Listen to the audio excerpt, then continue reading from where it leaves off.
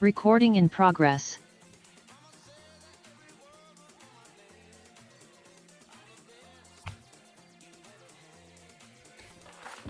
How many pretzels you got left?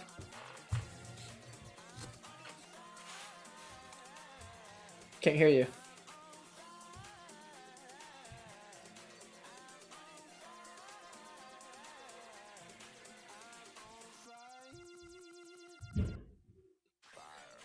I can hear you.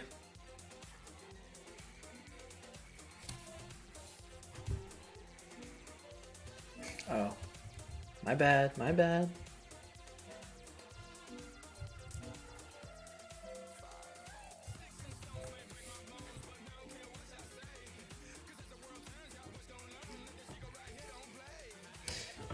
R.I.P. Nolan.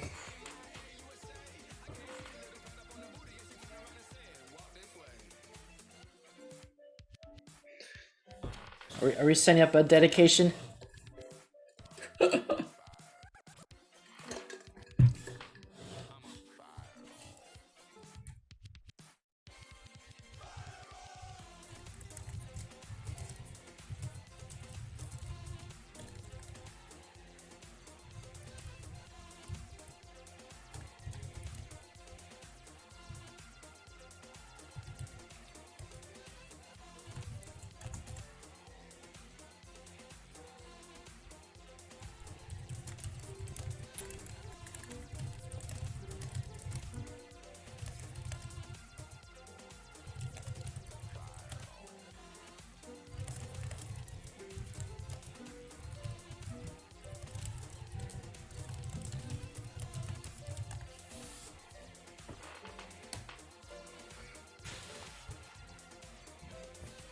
What's going on?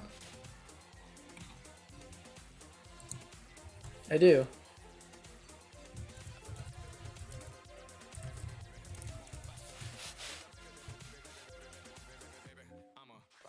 I don't know, dog. I don't know what you're talking about, dog.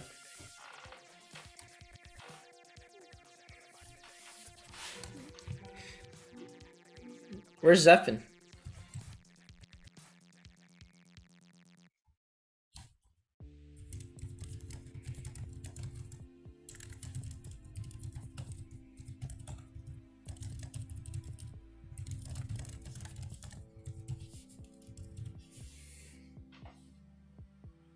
Wait, is that me typing? Is that me typing or you typing? Dang.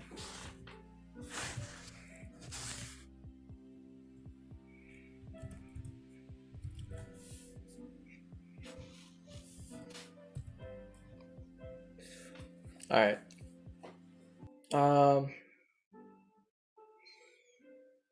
Is that Bowie's voice? It sounds different.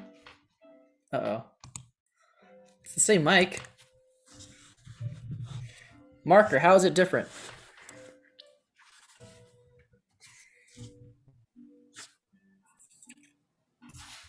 All right, let me unmute the stream. Let's see.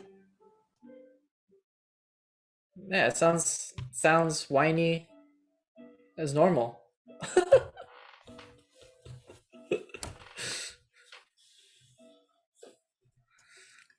Slightly higher pitch? No, that's just me.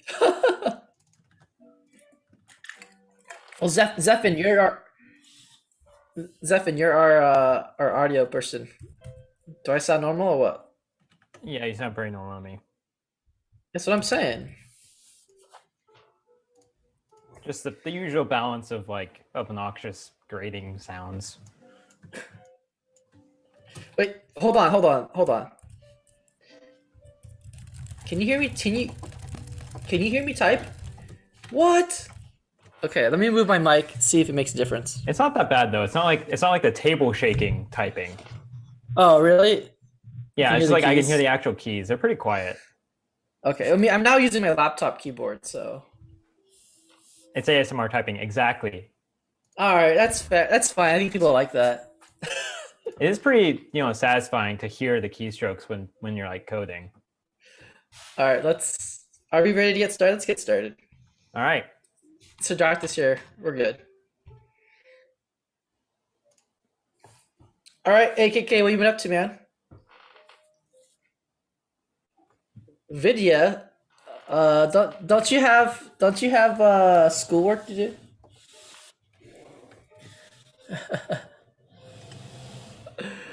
What? Wait, Zephin? Zephin has an announcement. Zephin has an No. announcement. No, I do not. I beat Wizard of Legend like early last week. Wow. It's good How'd you beat it? with a water build. Water build. Yeah. I I would say I would rank them air, lightning, water, earth, and fire. Really, I can't Earth. It's definitely my worst. I love air. Air's the best. AKK, Vidya, Zephin, Vidya. I have I have switched games finally today. Hey. Nice. I'm back to Minecraft Dungeons. Okay, The it's new not really a DLC. switch though. If you're just going back, The like new DLC is out. So, oh, it says no one's Yeah, I fixed it. okay. And so I've been playing that. Looking at the list of things to do. There's lots of things for me to grind. So I hope this lasts me a month or two. So we'll see. I got to the fourth book of my Rabbit series. I'm now on Nice. Ember Ends. I finished Ember Nice. Rising. I'm still doing my kids literature thing. And then today I had to fix a stupid bug in IR Slack D. And so what happened was that Slack, I use a bridge between Slack and IRC called IR Slack D. And heaven forbid you use Slack. Yeah. I can't. I don't. No, stop. I have to use IRC. Okay, it's just the way it is. Yeah, I know. Yeah. And so I have to use this bridge, but behind the scenes, this bridge uses the Slack API. But with most proprietary things, they constantly are deprecating APIs. In the background, Which is and so within their right to do. yes, it's in the right.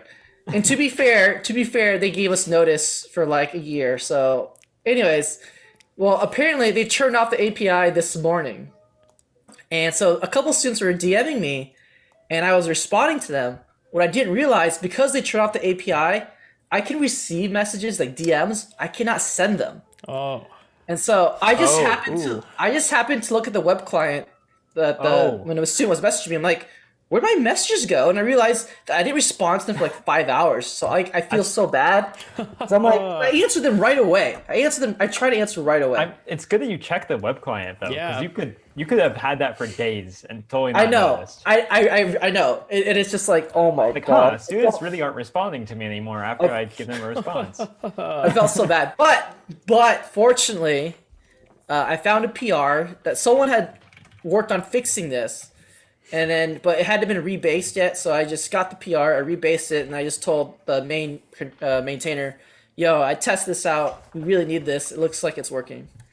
Now, the funny thing is that Bobbit also uses the API, but I had fixed this in Bobbit months ago, like in the summer, because I knew this was going to happen. Yeah, I remember you doing that. But, but the first time I fixed it, I broke it, and so that was a mess. But I eventually got it to work. But the bridge is written in Node.js, and I don't speak Node.js, so It's just JavaScript, my guy. If you can do well, I Python, mean, you can do Node. I implemented a couple of features in the IR Slack D, and that's why I have access to the repository. But I don't really work on it regularly. I just don't want to be like, let's just merge this now because I didn't really, do it. testing You of won't. n=1 is probably not good. But all right, let's go ahead. Let's talk about the news. So today's theme that we'll get to later is on packaging and the great debate about updates. And we'll get to that at the end. But before we do that, we're going to do our customary technology and open source news. So AKK, I'll pull probably it the up. biggest story of the week, a sad story, Yeah. Whoa. is End Daft of Punk. Daft Punk. Yeah. That's RIP. That's disappointing to me. I really liked their music. I still like their music, but Yeah. You don't have to stop liking it because it's the end. well, I do kind of, right? No, you can listen to them No, forever. no, I you know. can't. I'm no longer allowed. It's still trending. Dude, Wow. you've been playing it like all week, dude. I know. I was. This is still It's trending. the farewell, I guess. Yeah. Say it's. Oh, Marker wants to know where's your new MacBook? Where's my new MacBook? Oh, my new Mac Pro. I didn't end up going because weather and other related reasons. So sanity prevailed, and you didn't do a long road trip. It would have been fine.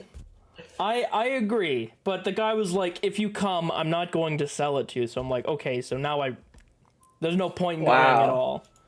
Wow. So Although this does mean we don't have, an install day. we can today. still do Well, that oh. eventually. I've got a Nook. Oh, so that wait. Oh, so I forgot to bring this up, but like in order for me to play Minecraft Dungeons, I had to get a computer that I had bought for a student to use last semester. So I call it the Beast. It's like it's the only machine in my house that has a actual discrete GPU. And I thought it was an NVIDIA, but fortunately it's not a NVIDIA. It's a Radeon. so it's AMD. even worse performance. So no, it's Wait. even better because it's open source drivers. And Isn't it like and an it's- ancient card? I don't know. Either way, it's amazing when you go from a video game from 10 FPS to 40 FPS. Bro, you're only getting 40 in Minecraft Dungeons? You're still Dude, playing on a potato. It's amazing. It's amazing. It's relatively smooth. I see relative because there's like a little bit of screen tearing. Which Bruh. I'm not sure. Anything is what relatively that's about. smooth when you were playing at slideshow levels. I know it was so bad. It was so bad. I- But so here's the thing. I installed Void on it because it's a solid distro, as we discussed last time. And I don't know how anyone uses Linux. Like setting up Linux sucks so Wow. much. But I got it to work, and I got it to work with the hybrid graphics. So like it uses the Yeah, integrated that's a graphics pain in for the the butt. desktop. But for the video game, if you set an environmental variable, which is DRI_prime equals 1, that will make it so it uses your discrete card under Wine or Lutris or Proton or whatever. And so MCD is now using the discrete card with 40 FPS on medium settings. Not the lowest What settings, resolution? but medium settings. What resolution? 1080p. 1080p. Okay. You could You know probably what, drop the that down to game- 720 and get The 60. game requires a 660, a GTX 660. So that thing must be quite sad still. I think it's like a Radeon RTX Probably 200 or something. RX something. RX 200. I think Probably there's not a a 2 very in good it. card. No, it's not great. It's for Okay. industrial CAD use. It's not really for gaming. However, the only problem with the laptop is that it goes burr, like when I actually use the discrete card. But so I gave it to Caleb so he can play Minecraft on, and he loves it. He loves it. He's like, oh my god, Minecraft play is the now like game." smooth. I can like he's like it's so much better, and he actually likes the numpad. He's like, Mom, there's like numbers on the side. I can just like type the numbers. I don't have to hold the shift key. Aw. And so it's kind of cool. So it's like his beast gaming computer now. And I have a hilarious picture of him. Like he came home from like the gym, and so he was like in his tracksuit. And I gave him my gamer headphones, and he's just like gaming in his tracksuit. I'm like, oh look, he's an esports athlete. Jesus. All right, I'm sorry. Let's talk about our stories now. In addition to Daft Punk going R.I.P., This one makes we me have sad. another sad story, which is Fry's Electronics. Yeah, that Have you guys ever been to Fry's? I've not Bro, been I've to been a to Fry's. Fry's Electronics multiple times, many times. It was like a haven. It was like a computer haven. It really was. It's- really well, yeah, what was. It's pretty unfortunate. But it's been bleeding and suffering for a number of years now. So this is not surprising. So I'm guessing most of the undergrads probably don't know this, but like back in the day, there's this thing called brick and mortar stores, right? And you would go to these physical locations, and you would like go down the aisle, and you look at stuff, and you'd Look at all the buy- GPUs It's like GameStop, GPUs. right? or the Now- cat cables. Now, the thing with Fry's, which is always the most frustrating thing about Fry's. First of all, Fry's is amazing because it was literally like a warehouse, right? Yeah, it was also really So cheap. Yeah, it was super cheap because it's a warehouse, basically, right? They didn't like try to make it like fancy or like clean. There was just like Hey, mine was an shelves and Aztec shelves and temple. stuff. Fair enough. Mine had like a space shuttle thing, right? But like it was amazing because you just walk down and like unlike say Best Buy, like, if you look at it, Best Buy only carries like I would say mainstream brands, right? You would get like a Corsair or like like If you would try to it's- buy like an Ethernet cable at Best Buy, it's gonna run you a ton of money. Yeah. yeah, it's like huge 40 markup, bucks. huge markup, right? But you can go to Fry's and get like generic Chinese knockoff thing, Yep. right? And there'd be aisles of it, and so and that's what it was great for. Honestly, it wasn't like you go there because you wanted like name brand things. You go there because you want the cheap generic thing, right? And then the selection was just so much. Now the flip side of with Fry's though is that they let people return things, and so sometimes you would get like an open box thing, Oh, but like, they didn't tell you because they just like shrink wrapped it again, yeah. which is so frustrating. That's the Yeah. only thing I hated about Fry's was like, It wasn't like open box on Amazon where you No, pay no. for the open box product and it's like 10% marked down. they just like They just didn't tell literally, you.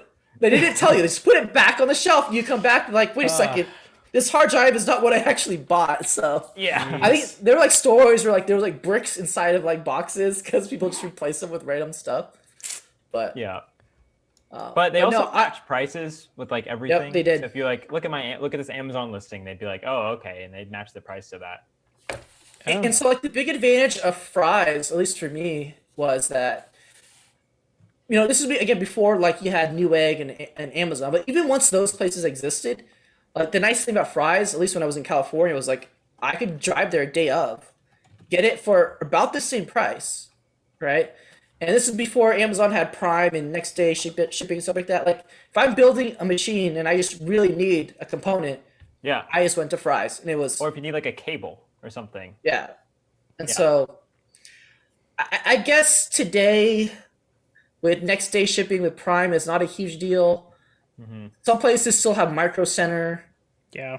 There is Best Buy, but like Eh, the selection is not the same. No. The selection is not the same. So Marker says he'll miss Fry's, Only bought one hard drive. I'm pretty sure I bought at least 10 hard drives from Fry's because I basically built my undergrad raid by like because Fry's would have like a discount on hard drives like every other weekend, and I would just buy them like on sale. And so here's the thing, like with like Best Buy, right? You have to buy like in box, right? Fry's will sell you the bare hard drive. Like literally, it's just the hard drive. No box, Yeah. no cables, no extra fluff. It's just like here's the hard drive, Like no other stores really did that. So Yep. unfortunate. Price will be missed. Now, a few weeks ago, we talked about how CentOS, right, was making a transition to stream, or a new rolling release type model. Well, Red Hat today announced that guess what? Now you can get RHEL for free for open infrastructure. So if you want to use it for VMs, testing, CI type stuff, you can now use RHEL for free. So isn't that just CentOS with extra steps? But now that Red Hat knows that you're using it, so Yeah, so it's extra steps and extra like crap, basically. I don't know. I mean, what do you guys think about this? Is this gonna entice you guys to like, oh, I'm totally gonna be on board with I don't know. I think it's a big walk back, but I think it's fine. I wasn't gonna use Red Hat anyway, but Yeah. I mean, the only reason I'd use Red Hat is if an enterprise thing I was working for deployed it. Yeah, And so- this doesn't really change that. I mean, it wasn't even a solid distro on our board, so yeah, so it didn't do very Yeah. hot. I mean, you just use it because you're required to. Like that's why you use Red Hat. no. I asked my friend Patrick who works for Red Hat what he thought, and of course he's like, oh, it's great, it's good news, but Why did he think it was good news? he just said it made sense in terms of putting it between Fedora, putting CentOS between Fedora and Red Hat now, and that he says now that he's worked on enterprise, he works on the Ceph file system, and he said now that he's worked in industry, he sees the value in having a stable enterprise distro that you can target, and which I completely get. Yeah. I'm talking to him, and I'm hoping that maybe next week or in the coming weeks that we can actually bring him on and we can actually that'd be really interview fun. a real Red Hat employee. Yeah, that'd Right, be great. and- That would you be know. pretty neat. Yeah. And so I'm working on that. Finally, I have a connection that we can use for Lug, so I'm gonna ask him to come on, and we'll see. Yeah. Mark says he's gonna stick with Puppy Linux, but Bark, bark. I don't want to bark up that tree. So Jesus. Hey. all right. Well, speaking of Linux distros, again, I think this is good news too. I think we had this story. This is like another follow up story, which Yeah. is a few weeks ago we said that in a survey, open source developers are like, security. Who cares about security? Ain't nobody got time for security. And that's still the case. Yeah. Yeah, but Google's like, you know what? Let's just pay someone to actually do security.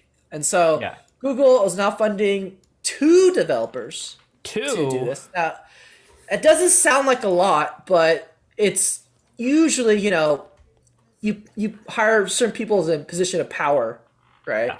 Or influence, and then they sort of lead the effort. And so Yeah, and they probably What- bring other people on board. exactly. And so one person has already been working on I think on LLVM with getting the kernel to compile with Clang and things like that. And the reason why they want to use Clang instead of GCC is that Clang has a bunch of like sanitizers and static analysis tools to check your code to make it safer. And so by running it through another tool chain, they're hoping to take advantage and leverage that different code generation, code paths, and code analysis, which is pretty cool.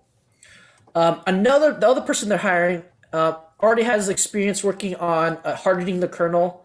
I think it was like the KSSP project. You scroll down, and so these are not like random people. These are people already involved in the open source or kernel development. And so this is great. This Yeah. is Google stepping up, being a good citizen, saying, "Hey, look, this is important. Yeah. Let's just pay for it, get it done." So I mean, I bet some people would be butthurt and Google is investing. Google's gonna add a backdoor. It's a backdoor. Fox. They're adding a backdoor. Microsoft Yeah. already added that. That's true. Yeah. So, That's true. But I mean, it really only benefits Linux users. Yeah. If you're not too cynical to think that they're just backdooring everything.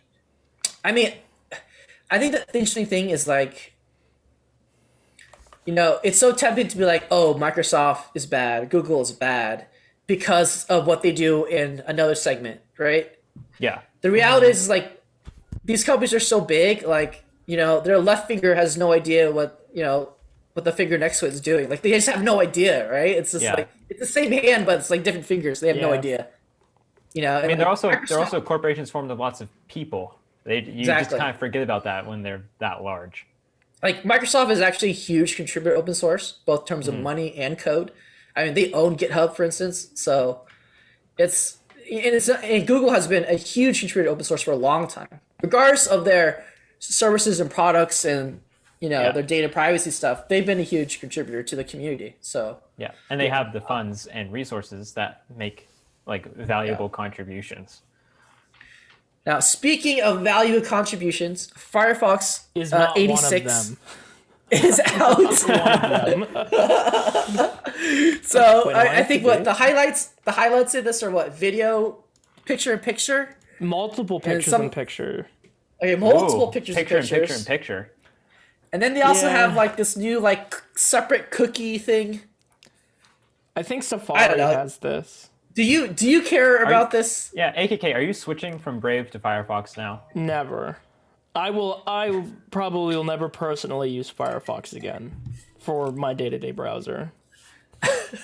Well, Yeah. show them what's coming down the pipe, AKK, Oh. with their new Proton design. Oh gosh, this. Once they killed the dev team, I think that did it for me. I was switching on trying to get Firefox. this set up before the show, but I already had Firefox open. Actually, I'll try updating this in the background. But the new design, it's interesting. It seems like they're using a lot more space, so you've less real estate for your actual web content. Yeah, there was one of the pictures. I don't know. I just think it's trying too hard to like. Apple. Yeah, say like and like. No, well, they're trying to be touch friendly. Is the thing. But who cares about that? Like, I don't see like people who are going, oh well, I have a touchscreen laptop. Well, and I can't use Google Chrome because my sausage fingers can't touch the things. It's God, those gaps in that address bar, it just like, kills. Look at kills this. me. Like the UI elements are overlapping. It's so ugly. How do they think that Yeah. this is? I think No, the solution for touchpad things is like Microsoft already has like a mode, right? When you Yeah. rotate, when you like transform your display, all the UI elements get bigger. I feel like there's a way you could hook that, whatever detects that, you could hook that into Just say you can. like Chrome. Like yeah, or like whatever. Now, to be fair, according to this article, that gap between the button and the tab bar is supposed to disappear, but that's still kind of ugly. The That button and address the tab bar. yeah. What gap? I don't really. Yeah, the like, gap. You know how like there's a little gap between the button, the tab button, and then like the address bar. The space like in the tabs. Like I don't know that floating. That's tab- supposed to disappear. Whatever. That's Like, that's supposed to disappear. UI is UI, right? At the end of the day, these kind of changes don't really change Firefox as a web browser, really. It's still as Firefoxy as it was before. But it's a hard sell to go from Chromium based to Firefox. Yeah. Say Yeah, it's unfortunate. I like the idea, but Mozilla, I can't get behind you. And what kills me, and we discuss this in Lug. If you guys are on in our channel, we discuss this all the time. But like, Yeah. Mozilla gets $500 million every year from Google, Yeah. and this is the best they can do. It's like, it kills me, man. It kills me. Yeah. All right. Speaking of killing me, Bill keeps telling me. Bill keeps telling me to play Hollow Knight, and guess what? Maybe I will because Hollow Knight just got an update, and now uses Vulkan. And you're already So- on AMD graphics. So Zephin, can you explain to the people what Vulkan is and why it's important Yeah. for Linux gaming? Sure. So whenever you have like a video game, it needs to use some kind of graphics API. So you need some way of communicating graphics instructions to your GPU. Most games on the market use DirectX, some version of it, which is created by Microsoft. But Vulkan also exists. It's much more friendly to open source. So for example, when you run a game on Proton and Linux, it actually translates the DirectX API calls to to Vulkan calls and then displays them. So these games that have like an option for your graphics backend, that's like great. In general, Vulkan also benefits like certain systems. It's really efficient. So systems with like weaker CPUs usually do better on Vulkan. And usually AMD cards do better on Vulkan compared to NVIDIA too. So it's That's just right. exciting all around. Team Green bad, dude. Team Green bad. I don't think that's necessarily the claim that you can draw from this. Vulkan pretty much benefits everyone. So Now, to also to add to that, so for the students in, for instance, computer graphics this semester, you might be learning WebGL or OpenGL. OpenGL is sort of the predecessor to Vulkan. Vulkan is sort of the next standard after OpenGL. yeah, And so much more powerful in what yeah, you so can it's do much more with it. powerful, and but it's the cross-platform API. Yeah. So it should work on Windows, should work on Linux. I think also Mac OS. I think so. I don't actually know. I think it might be janky. I think it's because they have to like. Because Apple introduced like Metal or something, right? Yeah, you got to go from like Metal to Direct. Like I don't know.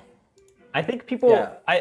If I remember correctly, there's Vulkan on macOS in that there are, hardos out there that have made Vulkan Yeah. like essentially ports to macOS. Okay. All right. Fair enough. So it's not like Apple supported. No. Yeah. But theoretically, Vulkan could be like If cross-platform. you It could are be on a every platform. fan of Metrovanias or platform games, try out Hollow Knight. So it runs on Linux. I will eventually get to this game. I heard the story is amazing.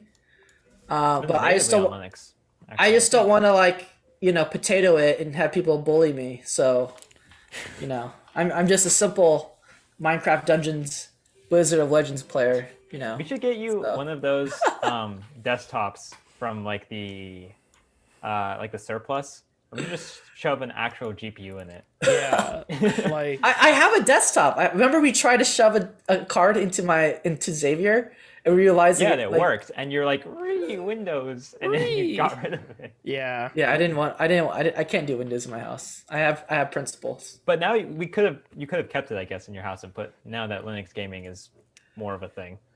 All right. Speaking of gaming, big news for Nolan. HP has bought HyperX. Huh. Do you guys have any HyperX gear? I had some, but then I returned it. Not currently, but I've used a lot. I didn't think Really? Like they what? were the ones I bought were that comfortable. Actually, wait, no. HyperX, like the memory is another manufacturer's brand, not HyperX. Oh, okay. The company, isn't it? Say they just bought the gaming peripherals. Ah, okay, yeah. Sorry, I was confused. No, I don't own any HyperX. Yeah.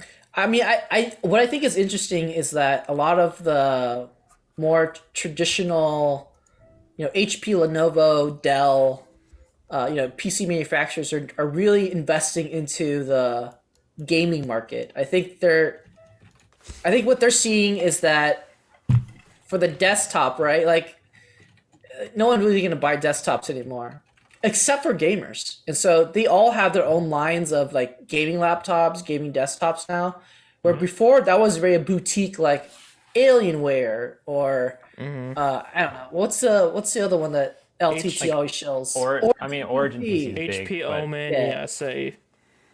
Yeah, all those But, like- boutiques, main gear. I think LTT ships main gear or shows main gear sometimes. Yeah. Yeah, say- but like all like the more traditional companies now are like making their own lines of products, which I think is interesting.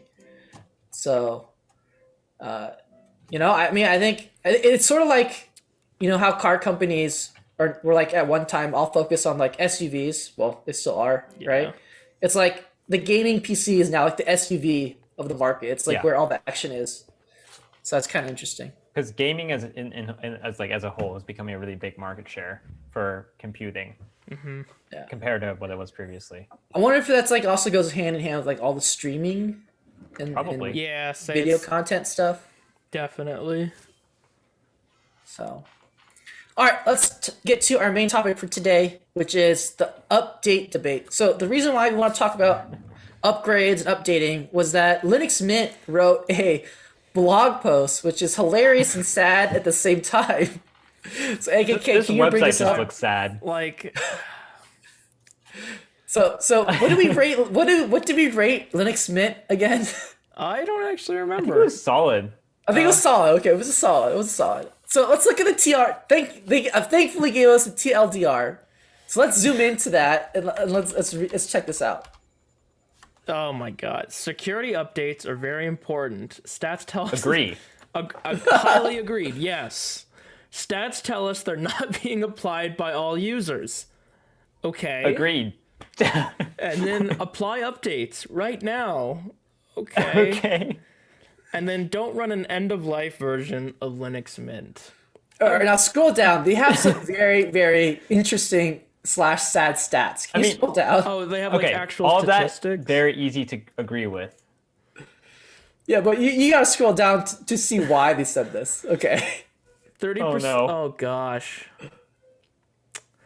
Oh no! Between 5 and 30% of users run Linux Mint 17. 17. For context, that's from 2017. And look, it says it's end of life in April 2019. Yeah, they don't have security updates for it. Like it doesn't receive security. It's already updates. two years Out of date. Okay. So let's talk about this, right? So obviously we're laughing because we're power users, we're regular Linux users. You use Arch Linux, Zephin, so like you have to update every day, otherwise you die or You something. lose your status. I definitely you don't lose your update status. every day, but like I maybe every other week. So you update every week, so that's pretty regular. Every other week. Yeah, so I'm about the same. Whenever I get the little pop-up, right, telling from my software updater, hey, you have software to update, I click the install now button. Like Interesting. that's when I update my computer. I update multiple times a day, like all the time. Okay, Like, well, I wake up, I update before I go to bed, I update before lunch, I update before Is it class. just like- No, I don't. Not before class. Not before class. yeah, Is don't this just update like before Zen class. for you? Just like some kind of like calming meditative activity, updating your computer. I see it. I see it both. I see it two ways. One is that I just like being up to date, and then two, I also like as a contributor to Void Linux, I'm okay with being like the guinea pig. Do your like, packages one of the reason why change that often? Well, here's the thing. Like, I keep track. I'm in the dev channel, so I know usually what's happening. Okay. And if things usually don't change that much, and Okay. so Yeah. but that's also software choice. Like I know, like I only use certain packages, so I only get certain updates. Like i3 only gets Yeah. updated like once every 3 months. Yeah. XFCE only gets updates every few months for like minor revisions, and Yeah. and I actually do some of the major updates, and so Okay, Beast. and Here's the so thing, like behind this article, right? I think all of us would describe ourselves as essentially like power users or whatever you want to say. But a lot of people who like use computers, maybe not necessarily as much in the Linux computer community, like aren't that comfortable or either comfortable or aware of updates. So like, for example, my mom, gets the thing on her computer. It says you need to update, like there's a security update. And she doesn't like doing updates because she's worried that when she updates her computer and it goes through all that, then something's gonna get borked and Or like not different. work. Yeah, like Yeah. And so she's like, well, because sometimes when stuff update, certain things break, like dependencies break or whatever. And so if you're not like a confident computer user, then that's can be a problem. Or you could just be like, I don't know, ignorant to the importance. You might just think, oh, updates are just going to move around where the icons are, or make it look prettier. now on other platforms though, right? Don't they do auto update by default? like Windows? Yeah. Like Windows not and really. Mac OS. Windows like, has kind gotten of. better about that. So it doesn't force you though. It like you could just not turn off your computer. Yeah. It'll force you, so the next time you restart, it will force an update. Yeah. Like that, it will eventually get there. But you can just not. Which is terrible, by the way. Yeah. Well, it tries to do the middle ground. So for a while, it gives you both the option to just restart or just shut down, and then also update and restart, update and shut down. Yeah. And then if you ignore it for too long, it will change that so you only have the option to update. But you could just keep sleeping your computer. Yeah, so as long as it Yeah. never turns off. Okay, so take your mom an example, right? Like, do you think it's better to like force them to update? Because otherwise, if they are refusing to update, And things might get more borked in the future. yeah, or like security issues, right? And so, Yeah. I guess the question I is, think so. should you auto update? See, it's hard, right? Because if you force users to update, like if Windows just doesn't update, then people are going to get really pissed off because that might like interrupt their work they do. Yeah. Sometimes things don't always reopen well. I think macOS does this really well in general. Yeah, When they update, it's in background and it like resumes your session really well. So that's a pretty good compromise. Yeah, say I don't think it should ever force you to do an update. Yeah. Like I wouldn't mind if it like got stronger and stronger with recommending it. yeah, say No. I think it should More be like angrier and angrier pop-ups. or yeah, something. say How do you guys interpret the if it ain't broke, don't fix it sort of thing? Or isn't like, that what LTS is for? yeah, but But like that's even not if you're how on, computing works. Like, if it ain't broke, go fix it doesn't apply because If it's you miss fixed. security updates. Yeah. But then it's broken. I mean, okay, so do you guys think your friends regularly update? I don't know. Probably less regularly than I do, but I'd say probably at least monthly. Yeah, say I think most people my age tend to stay on up-to-date software. All right. So what Marker's saying is if it ain't broke, it doesn't have enough features. I thought what to say. Yeah, which is also kind of true. I mean, what does chat think? Do you guys update regularly? What's your strategy for updating? I just update when I- the computer tells me to. I update constantly. I run it manually. I don't get notifications when stuff's getting You say, when there are new updates available. The only time No, I'll when I see updates available, I don't do do anything. anything, yeah, say if like it's Nolan, why though? Yeah. Like just legitimately curious. I do it until it. Shit, I'm gonna update right now as we speak. Oh my god, are there packages Amen. to update? We'll Bro, see. like Zoom Nope, client nothing. is gonna update, and then you're gonna be borked. No, there's no update. Like the only time I'll like manually update my software is if I'm like expecting something. Oh, I'm usually gaming and don't want my computer to slow down. That's a good point. Windows is really annoying about that though, because it will run like the updating in the background, right? Mm-hmm. So it'll fetch and decrypt and depackage your updates just while your computer's running. Didn't it like have like a thing where like you download like the Windows 10 update? It was like 20 gigs or something like that. Yeah. Without you asking, and Yeah. people were like, "WTF?" Yeah, like Yeah. feature updates, it does that. So one of the other. If you push it off too much, it will just automatically download and unpack Okay, it while so, you're using your computer. it brings us back to the Mint article, right? So, I guess looking at this, what does this tell you about Linux users? Or at least the Mint community. This is pretty surprising to me because I kind of assumed Linux users were like the type of users who wouldn't stick with one thing very long or. But I mean, this is probably like grandma's computer. Like it's someone who's just like, I'm gonna install Mint for my grandma, and then, I live, like an hour or two away, and so she just keeps using the computer, and doesn't update. Right? Grandma doesn't. Does that mean Mint is the grandma distro? I would say if people are like trying to go Linux social justice warrior and make their grandparents use Linux. There are and there were XP holdouts for a very long time. Yeah, where I don't- people were gonna good But point. those were power users. Like we're like applying. And that was more. Were they? Yes. No, I but feel that like was people who were like, I don't like, Vista because it has all this annoying security prompts.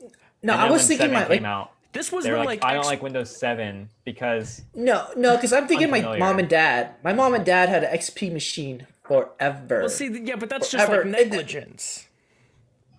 Fair, no, but that's what I'm saying though, Yes, right? I mean, I'd say like Mint is the XP of the Linux world.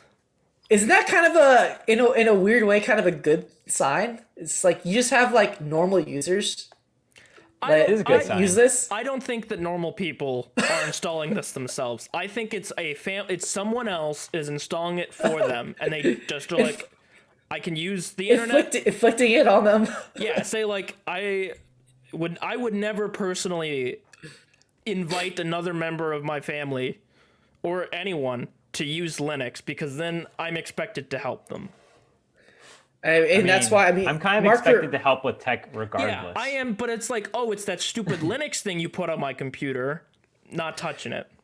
So Marker brings up this point, and this is the same solution I did, which is I just give my family Chromebooks, right? Yeah, say like and those have like seamless updates. So, but it's auto updating, right? And like no one really Does it complains just about. restore session well?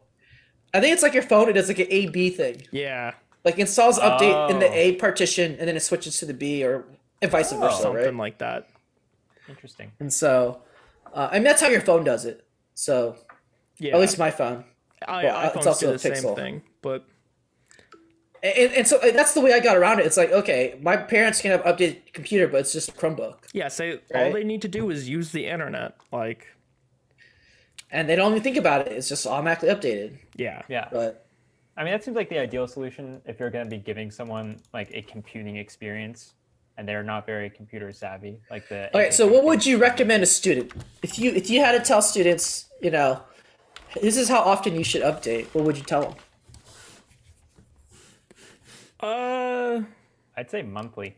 I'd say yeah, check it first of the month if you don't do it more frequently. Every day. No. No, That's excessive. that's excessive. The or updates that are important is security patch. Every That's meal what of really every day. matters. Every meal of every day. Or how about this? Here's another question then regarding updates, right? Because this is in the context of security. Do you guys regularly follow like certain sites or certain locations to know like, oh, there's a, for instance, last month or a couple weeks ago, which we talked about, there was a vulnerability in sudo. Did you guys like know that? Like, how would you know that? Nope. No, I I didn't. don't follow security. Yeah, and, say- I mean, that's probably not a good thing. I saw the But that's why I headline. keep my computer updated because I don't know like what the latest. Oh, vulnerabilities thanks, are. Marker. Marker says yes, they follow Lug. That's how they get their news. Aw. I mean, Zephyr, the problem with that is what happens if someone pushes like a malicious update to like the AUR. Well, actually, I don't. I try to limit the amount of AUR software I have. Okay, good. And then I usually don't update. So obviously, I have to update AUR stuff because like updates are good. Yeah. But I don't update nearly as often as I update like non-AUR Your base stuff. system. Yeah. So I'm gonna push some Because malicious stuff to the void. AUR applications are like the janky ones that aren't packaged, right? Yeah, you got to build So those yourself. stuff like Zoom and whatnot. For video games, right? There's no way to opt out of an update, right? Nah, it depends on the game. If it's online, probably not Yeah. because Okay. they'll usually check the version. Okay, I feel like every game I played that had updates, like there was no opt out. There was just like So did yeah, update. No, you thing. can pause them on Steam. yeah. And My and biggest like you can stay on the old version on Steam if it's like single player. Yeah, my biggest gripe with Steam is you can't like install old versions, but that's Yeah. a different topic. Okay, so here's another question. How often? So one reason you mentioned why people don't want to like upgrade is because things get borked all the time, right? How often have you actually experienced for like upgrading borked something? Never on a computer, but on a phone frequently. Really? When Like your used iPhone or when Android? I used an Android phone. Like, Huh. but it was usually because I like messed with the phone, like I'd rooted it and then I applied Yeah. an update and then it borked. So I, was in Charles says My his arch graphics always crushes him. Do you have no video, Charles? I bet you have no video. Wi-Fi drivers on the Well, MacBook. It's because it's a MacBook, dude. Yeah, so you you're- and your Broadcom. Broadcom, yeah, Broadcom and Linux don't work well together. Broadcom bad. Broadcom bad. Maybe if you just used Mac OS, you wouldn't have a problem. I think I've only had borked updates on the weird stuff I've used, like the weird applications. Like I've had a borked update for the high performance SSH client. But that's So, like, pretty much it. I would say that I'm not gonna lie. I've had things broken on me or break on me. Mm-hmm. But again, as I said earlier, the reason why I update so regularly is so like I can catch those and like I'm gonna be like that guy in that comic you guys always have who like takes the knives in the back while the other person's sleeping, right? Like I'm gonna go ahead and run the new version of Chrome. And I'm gonna make sure video encoding works. If it doesn't, I will try to fix it. Right? Like, no, like I get things that break, but usually I can like fix them or I realize that it's broken, and like Yeah, I you can can do roll a bug back. report Or something. and I can roll back or whatever. Yeah.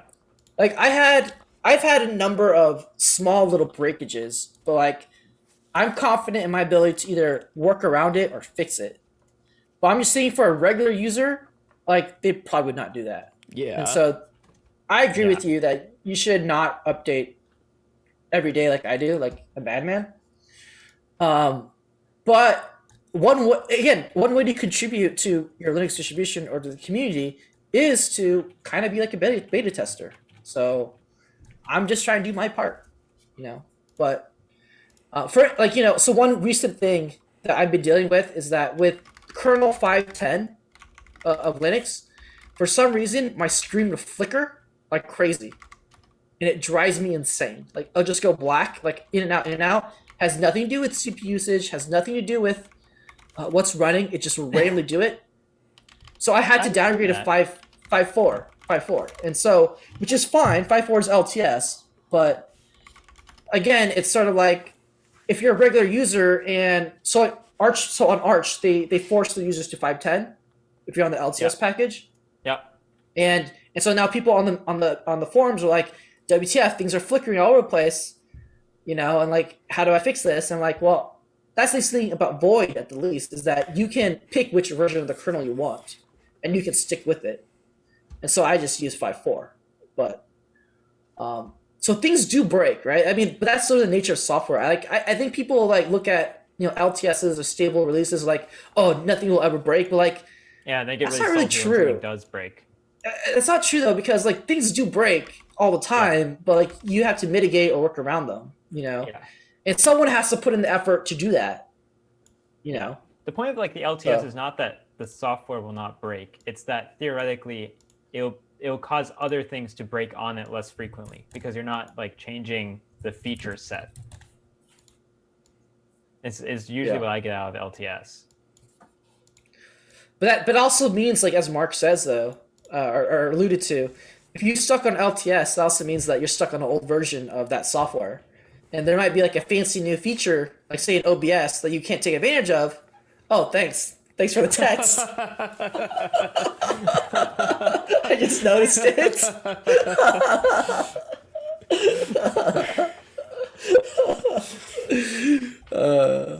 All right, let's talk about the second article. Let's talk about the second article, which is also about packaging. Oh, it's from Gen This might be a little bit more nuanced, though. This might be a little bit more nuanced. So this is something. This is something that definitely in the Void community we've been talking about. But as you see here, Drew DeVault has talked about, and now the Gen 2 community has talked about. This is about, things like Go and Rust, and at times now Python or Node.js. Like, the way a lot of the modern software is written is like, they're not meant to be used by a package manager that is a distribution package manager like apt or RPM. It's a language package manager, and they basically statically link or vendor everything.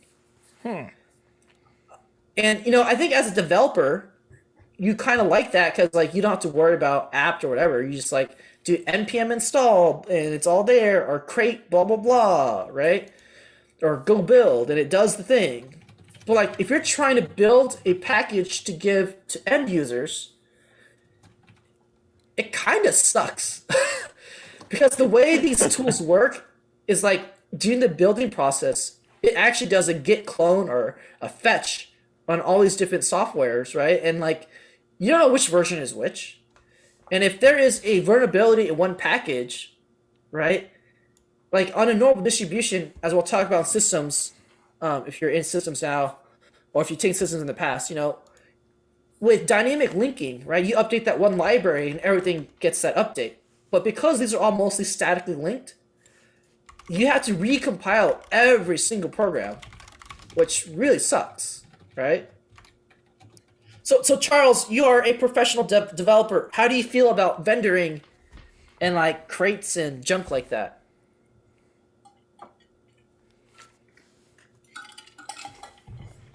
cargo install. What specifically? Like do you think vendoring is a good practice, bad practice? What's your experience with it?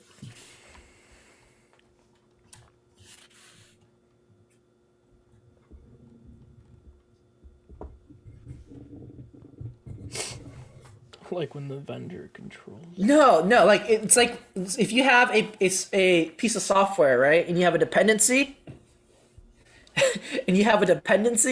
and so what you do is say you had a Node.js program, right? You might say I require the left pad library, right? And so like when you build your program, you actually download that library and vendor or include it into your package, right? Like, do you like that, or do you think? Because traditionally, like with C, right, you would install it to like user lib, right, through a package, and then you link it, with GCC. And so if that left pad library were to be updated, it would update for every program that links that in. But with Node.js, for instance, you had to rebuild or recompile every application with that for that library. So it kind of sucks. I don't have a problem with the I way know. Node.js does it, but yeah, That's because you guys aren't involved in like packaging this stuff. we All right, hate so to. Charles says in the corporate world, they hate taking dependencies, but it's better than shared linking. And again, I think this is why these languages do it. And so I guess the really frustrating thing about Rust and Go is that they only statically link. There is no dynamic linking at all. And that just like pisses off all the package builders on Linux. This is why you so- shouldn't use Rust. And so like I think it's a very interesting like conflict because on one hand, like people on Rust are like, oh, Rust is like the safe language, herp derp, memory safety, blah blah blah, right? But Big then memory safety guys. But then like the packagers for distributions are like, yeah, but like you statically link everything. And so like if you look at the whole ecosystem, that makes it less secure because suddenly you have this Rust binary that never gets security updates because it's statically linked. You know? Yeah. And so it's a very interesting dilemma. All right, I don't think anyone really cares about this, so let's move on. let's go ahead and wrap up today's show with COVID Corner. Oh, Oh, boy. boy. Kind of spicy So we COVID got corner. we got a big story. Big story. I mean, do you it's wanna not talk as about good this as one? the description of students in that last one. Oh, but we have a video. Yeah. We have a Oh. video. AKK, can you play this video? So apparently you guys went out to this bar. Sorry, you Wait. mobbed this poor innocent Mexican bar, right? We have to warn our viewers that there might be strong language. I'll just mute I don't. it. It's I'll Linux. just mute it. It's Linux. There's no audio. I'll just mute it. I don't think the audio matters that much. No, it doesn't. It doesn't. Just Let's just imagine watch. strong language. This is like Ooh. what? This is like Midnight Friday. Is this Midnight Friday? Yeah. There's a lot of people. You see people running across the street man. here. Oh, and then this Chad, dude. He's on the roof. He's just Oh, topping man. off. Oh, Oh, my it's god! kind of painful to watch. So, The guy at the end is just killing me. Is just killing Oh, me, man. man.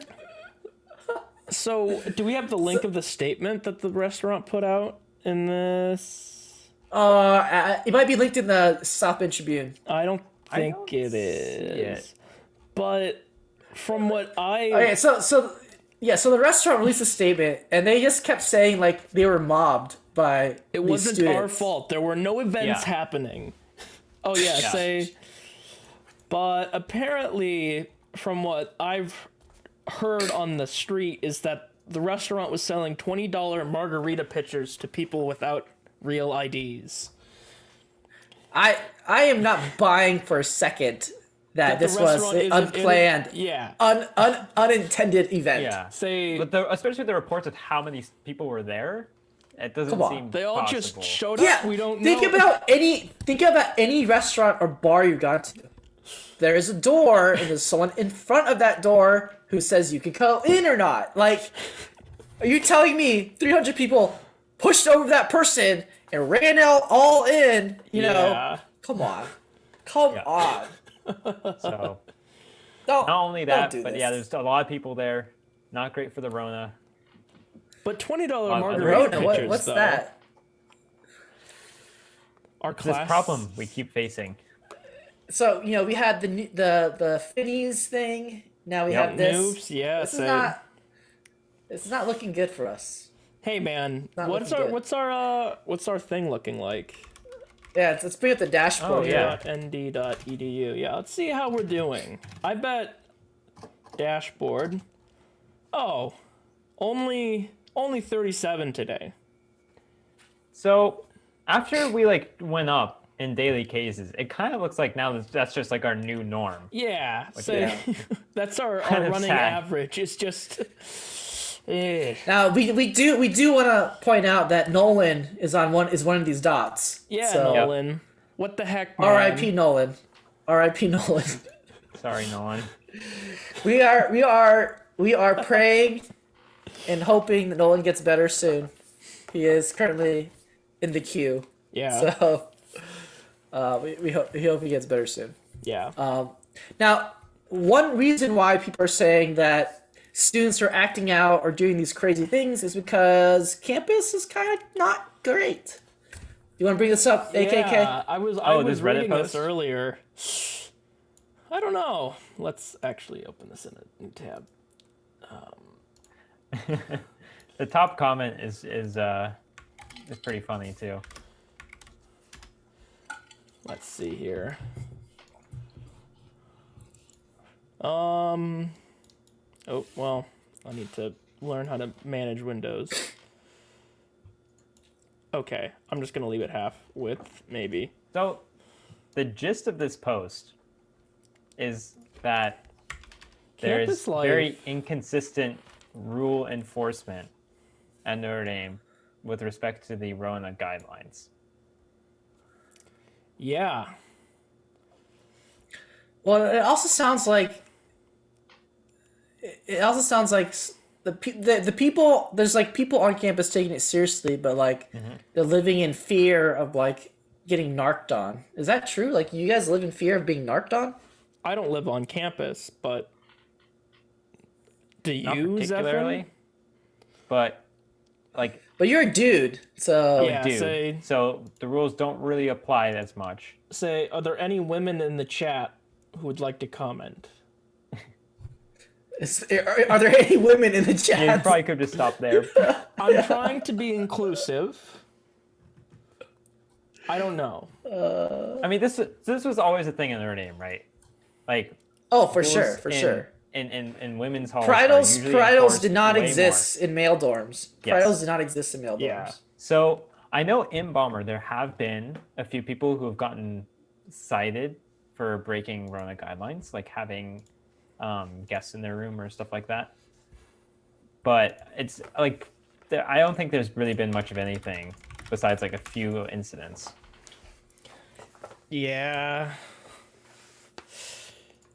I mean, how about chat? Do you guys live in fear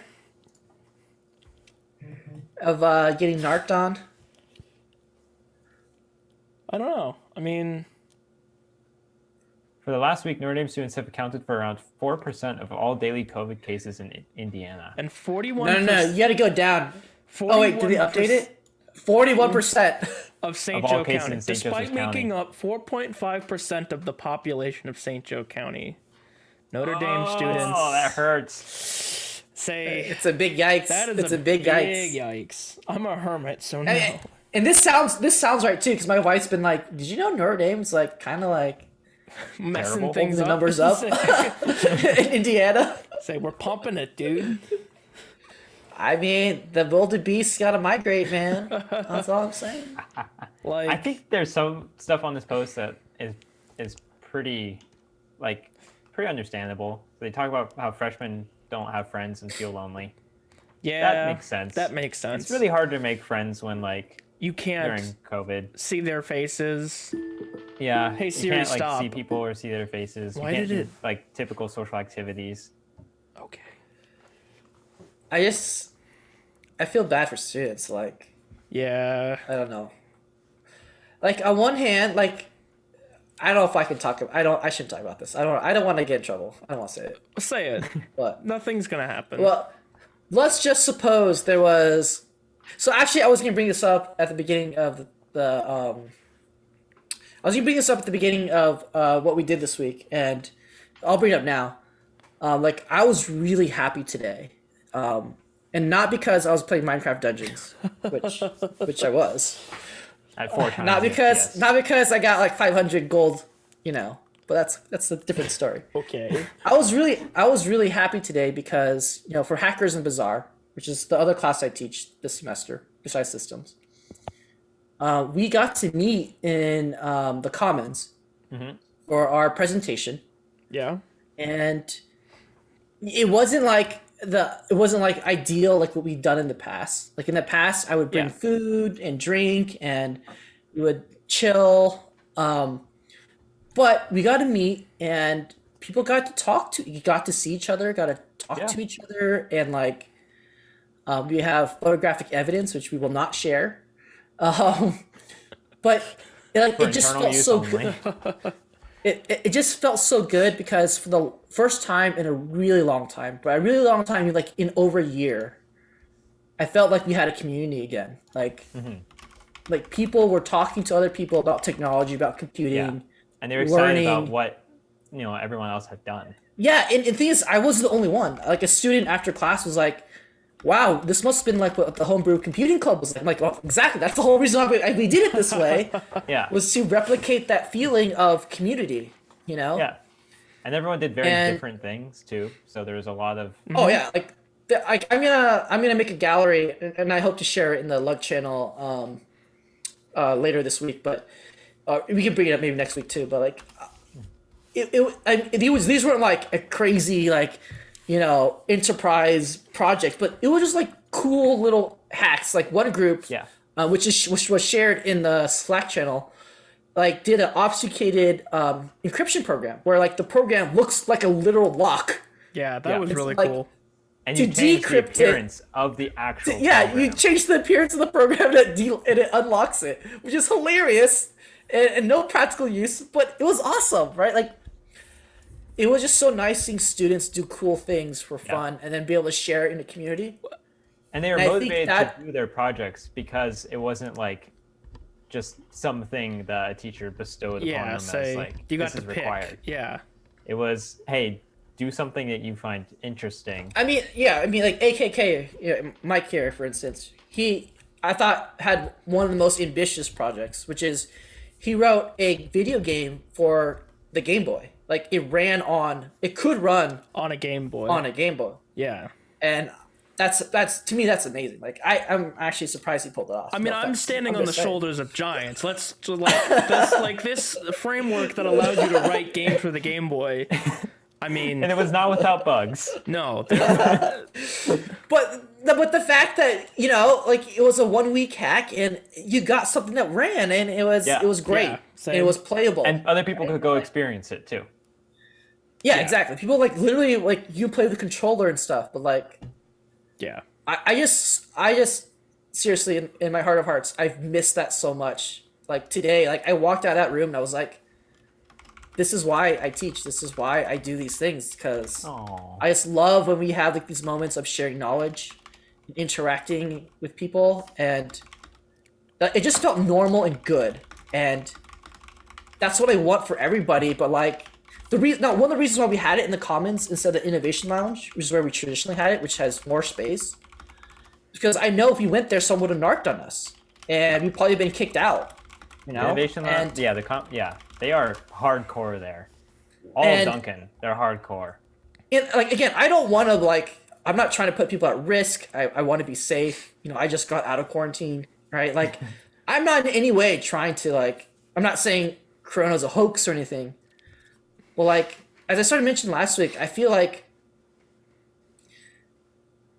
we need to somehow balance, health and safety with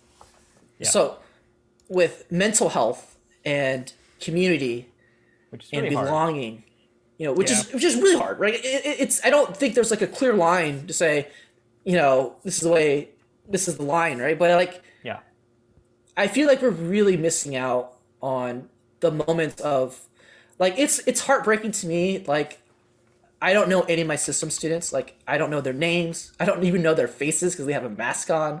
Yep. And it's like it's just heartbreaking to me because I mean I complain about this every year. So Darth is gonna make fun of me. Like yes, every year I say I don't know my students, but like, this year literally I just don't know them because I don't even know their face. Like I can't even recognize. Like I see students in the hallway. And like usually I can be like, oh, they're in my class. I might not know their name, but I know they're in my class.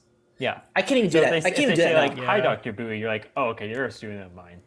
Yeah, I can't even do that this year, and it breaks my heart because like, like, I'm not gonna lie. Like I feel like I'm so disconnected from the university. Again, large part of it is my fault. I am antisocial. I give you everybody that. Like that's true. But like in the past, like the students were my connection, they were my bridge, and that bridge is completely gone, and it kills me. Like I have like, I feel like I have no loyalty to Notre Dame. Like I have no like real love of my job, in the sense of like belonging, and I don't know. I'm okay with that, but I'm also like not okay with it at the same time, in the sense that I knew what I once had, and I know it's gone.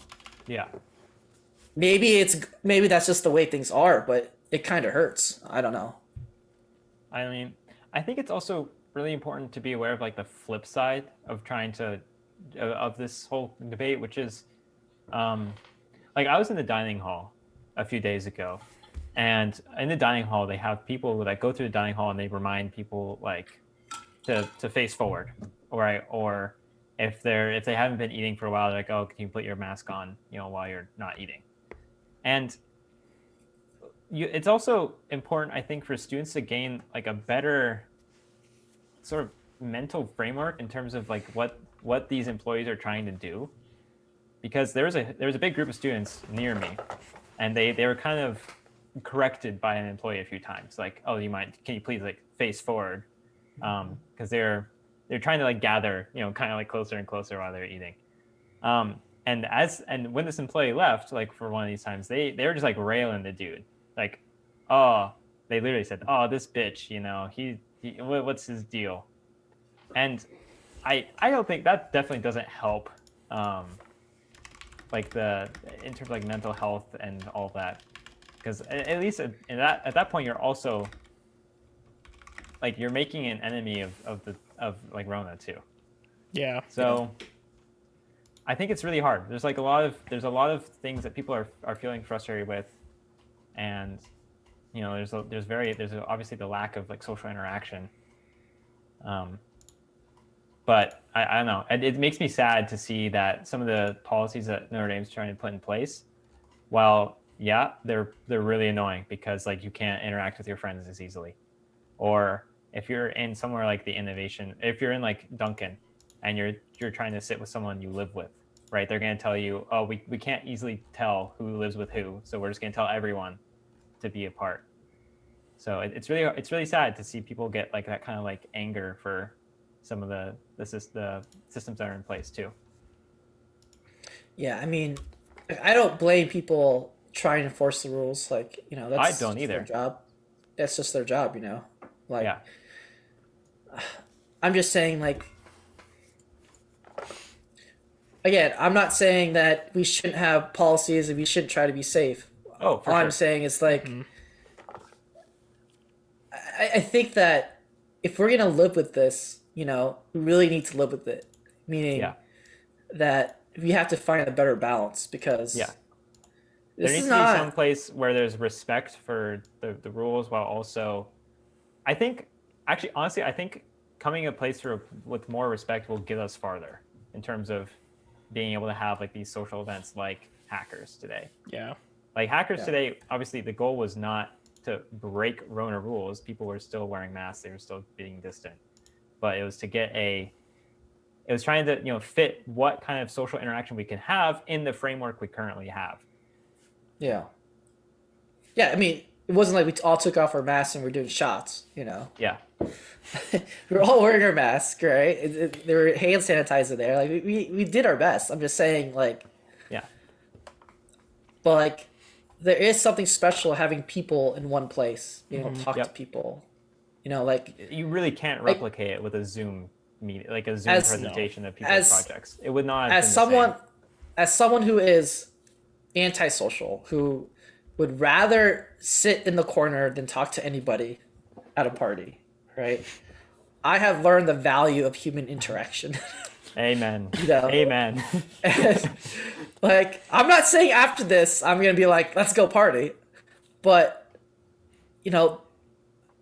the moments where students came to my office and I got to talk to them, like, I realized how much I treasure that, and to not have that, really hurts, like, at some level for me. And like, systems is systems, not because of the course content, not because of me, right? Systems is systems for most students because of their experience of being tortured by me and Yes. then doing it with other people. Yeah, Yes. right? absolutely. It's the That's how you get your it's like the- CS group. Is yeah, pretty much it's via it's system. it's literally Band of Brothers, right? It's like you guys Yep. went to war against Bowie, we overcame it, however we did it, Yeah. and that's how that's what happened to me. Like I'll tell you a story, which I probably shouldn't tell you, but I'll tell you anyways. When I was an undergrad, we had a data structures project, and of course, being undergrads, we pulled an all-nighter to finish it. Nice. And I just remember this because after the all-nighter, right, our friend's like, well, we gotta celebrate. So, we had a Jack and Coke at 8 a.m. Nice. Nice. and me being me, I'm a complete lightweight. And so, but let's just say I collapsed in my friend's ball pit because he had a ball pit in his room for some reason. A ball pit? Yes, a ball pit. And then eventually went to class, right? But again, me being a lightweight, I wasn't quite all there. And so, about 10 minutes into class, Do you like yak? I leave to go to the bathroom, and apparently I was gone for like an hour. Oh my god. I don't quite remember it all. Bruh. But that's like a memory that stood out to me because it was like me and my friends, right? Another memory that I have is that, so actually in the Commons, right? The Commons used to be part of a longer computer lab in that whole section in Fitzpatrick. And they had like these really old submachines, which were loud and super hot. And I actually remember for one night, computer architecture, we stayed up all night. Again, undergrads, right? Working on this. And we were literally blasting Avril Lavigne out of the mono speaker on that computer. Oh my god. And then a couple of us we curled up next to the machine and we slept on the floor in the computer lab. Oh my god. Right? Oh. But again, that's what built friendships and relationships. Yeah. That's a memory we all have, and that's something we lived with, right? That's part of the battle we did with CompArc, and Yeah. I don't know. I just think that students are missing out on this because they're like, I'm in my dorm room again, doing Yeah. the same thing. I don't And know. it makes these brutal classes just so much more brutal. If you can't be like, oh, Bowie's killing me, and then the other, your friend will be like, yeah, he's killing me too. We're Yeah. dying together. But not the same.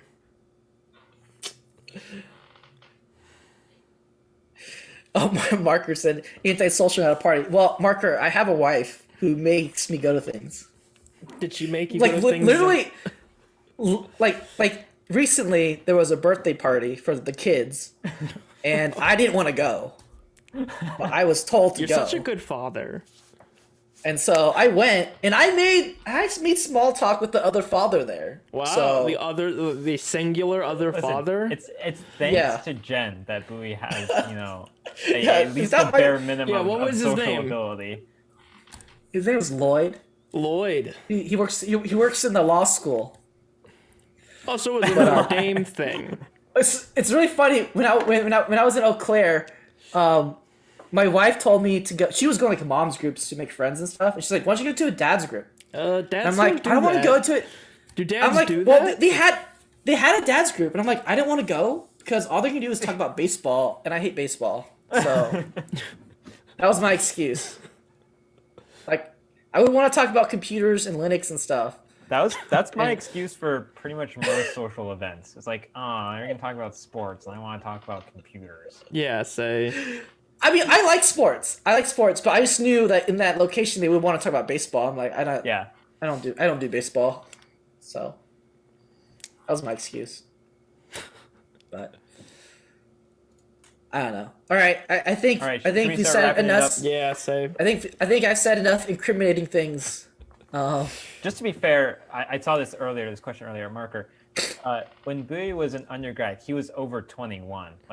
Yeah. He started late. Data structures, unlike now, was junior year. Yeah. So it's okay. So it's okay. Completely legal. When's your birthday again? Completely legal. I don't worry about it. It just was a bad idea, but it was still completely legal.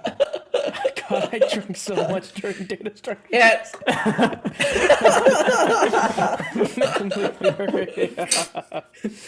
I totally never broke Pridals too. So, you know. No. Never.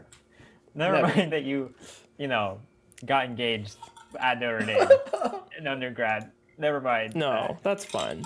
Never once broke Pridals. I knew students that they're on the discrete final. They saw that most of the questions were very similar to practice, and they had we had a drink cheat on sheet. them, Yeah, and so they like kind of looked at each other, we're just looked like, at the yeah. final, and then did some drink. Wait. Let me tell you another story. Oh yes. So for Fun Comp 2, which was taught by a faculty member who's not here, his name was Jesus. I was literally taught by Jesus. Okay. Okay. So Jesus basically gave us the final exam, right? Like he's like, oh, here's a practice exam, okay?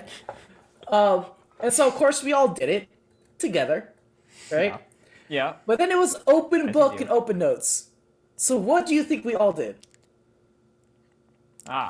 We just brought the practice exam to the test because it was open book, open notes. Discrete. Naturally. And guess what happened? It was the exact same test. Yeah.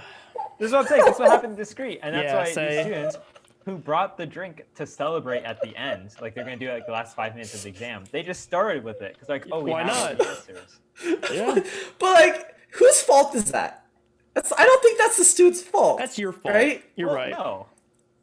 I'm just saying. It's just a blessed professor raising your. Jesus blessed us. Jesus, Yeah, Jesus blessed you with better grades. Jesus. I'm just saying, like, Are you gonna do that? You know for what's really systems? no. I always the practice checklist stuff is thematically the same, but the questions are different. So I'll just tell you guys straight up ahead of time. They're not the exact same questions. So you guys know this. You guys taken my test Yeah, before. but I've never taken an open book buoy test. Those were lit. For OS, those were great. It's not gonna really. I mean, it's gonna probably help a little bit for systems, but like, if you don't know how to make a pipeline with grep, you're not gonna be able to copy and paste. I'm using grep, I assume it means you're gonna get rid of questions like, what command, like what flag do you need? Those are for this bullshit specific questions. No, I'm not. By the way. Oh, okay. Really? Never mind. Those will get easier. Those then. No, I don't. No, I don't ask which flag. Like I give them like a list of, I'll just give you guys a test question. Okay, for the three systems kids here, one test question is gonna be like. It's not like they can talk to each other, or talk to other students. How would I look at the size of a file, right? And I'll say, you can do ls, you can do du, you can do df, you can do find. You can't do find. You can do cat. You can't use cat. So I'll give you like 5 options. You could use pick cat. the 3 that actually work. You could use cat with a Not to pipeline. see no, but by itself. Like I give them an example of a command. Okay. I give an example of the command, and so they can literally sit there and copy and paste each command. But that's gonna slow them down. If you just recognize it, you check the boxes. And select all that apply? Select all that apply, baby. Oh my god. That's how I roll. You could do find by calling it, because you could specify like the size of a file to find. Okay, guys. Charles is but right. I give them the command. It's not like they type it right in the command. I give them the example and say which of these will work. Okay. That's just really the a first test level of question. questions. Okay. That's just the first level of questions, though. Yeah, I'm saying that's not the entire exam. Like You lose. Fine. the systems exam will be hard either way because it tests your application of stuff more than anything else. Well, the later end does. Yeah. Yeah. I'm still working on the exam. I think it's gonna be actually a little bit shorter because last year I had a lot of like 0.5 points, but Google Form doesn't let me do that. So Oh, you can just questions, double just all make your it all points. 1 point. No, I don't. I No, don't. but he's Homie got the don't play perfect that. 300 and everything. Well, I mean- Homie don't play that. Just double it on the Google form. No, I'm just gonna And make then it have it? shorter, AKK. I'm just gonna make it that shorter. seems like extra work. But it's better for I'm the just students. gonna make Listen, it shorter. It's fine. But it's gonna be interesting because there's usually like a writing short answer portion, and I gotta get rid of those. Oh, you're getting rid of but- those? Why are you getting rid of them? Change it. I'm changing it because I don't want to do short answer on Google Form. It's dumb. So it's like Fair. fill in the blank? Okay. Like what you did for OS? Okay. Yeah, I'm gonna make it cruise mode. So I didn't get an A in OS. You could have helped me out. FERPA, but dude. You just FERPA. I You just FERPA there. can't FERPA yourself. I mean, you could have bumped me over a few points and I would have gotten the A, but That's not the way it works, man. You didn't slip any money. I mean, what if I buy you the next Minecraft Dungeons DLC? can I send you a link to my Bitcoin wallet if you wanna? Yeah, unrelated. Here's my Bitcoin wallet. Yeah, Also, so- your exams tomorrow. Here's my. Oh, you know what I should do at the top of each test. I should put like, here's my Venmo. Jesus. Like, oh, that wasn't supposed to be on this file. That was supposed to be on a different file. Oh my The god. group point for this week is to put something in this Venmo account. Make this I'm just API call kidding. to, I'm just you know. kidding. Wouldn't I do would something never. like that. I would never do that. A TA You would guys have can to pay me. set it up. Listen, I tried. You can't buy Bluey grades. I really did. I try. wouldn't use Venmo. It's proprietary. So. You'd use Libre Pay or something stupid like that. Oh, I should really do that. No. You could have a No. good point that's like free and open source, like financing alternatives. Dude, US currency is proprietary. That's true. That's true. It's true. That's why Dogecoin. But- Dogecoin is Doge, forever. Doge to the moon. Oh, hold on. Batrick messaged me. Next Thursday. Let's see, how much is Doge? I bet Doge is probably at 5 cents. See how Mark Portfolio is doing. All right. Are we Yeah. Are we good to wrap up? I think we're good. think we're All good right, to wrap up. I need to get my steps in. Oh, you didn't get your got steps four- in. Wait, how are you No, gonna I get got- your steps in now that you're not playing a Switch game? I'm gonna play the Switch game and get my steps in. Wait. Oh, okay, gotcha. It's just gonna have to play the Switch game, you know? Please. I can play 2 games. Okay. That kind of surprises me about you, but okay. Jesus. All right. All right. Go ahead, Zephin. Say your thing. Oh man. See you next week. Yeah. See you next week. Yeah, say. I didn't prepare for that. Stay safe. Stay healthy. Stay humble. And if you can, hang out with a friend. Contact Safely. people. Yeah. It'll make them happy. Yeah. All right. Honestly, I really miss just having lunch with people. Yeah. All you gotta do is invite me. You just want to go to Teebs, and I don't want to go to Teebs. Okay, where do you want to go? It's not safe. I can't hang out with students. Okay. Okay. Hangs alone. All right. Good night, All right. everybody. Good night. See y'all.